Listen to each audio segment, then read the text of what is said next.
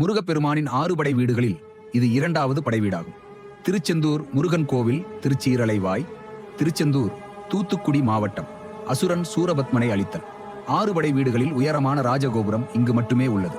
முருகனின் பிரதான சன்னதி செந்தில்நாதன் என்று அழைக்கப்படுகிறது. மேலும் திருச்செந்தூர் முருகனின் 2 உற்சவ மூர்த்திகள் ஜெயந்திநாதர் மற்றும் சண்முகர். 6 படை வீடுகளிலும் கடற்கரைக்கு அருகில் அமைந்துள்ள ஒரே படை வீடு இதுதான்.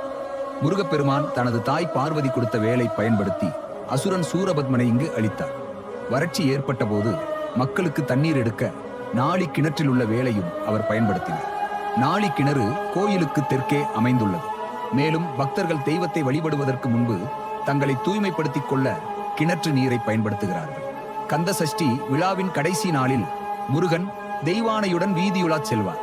அப்போது பக்தர்கள் தங்கள் ஊரில் திருமணம் செய்து கொண்ட முருகனை வரவேற்கும் விதமாகவும் போரில் வென்றதன் உக்கிரத்தை குறைக்கும் விதமாகவும் அவர் மீது மஞ்சள் நீர் ஊற்றி மகிழ்வர்.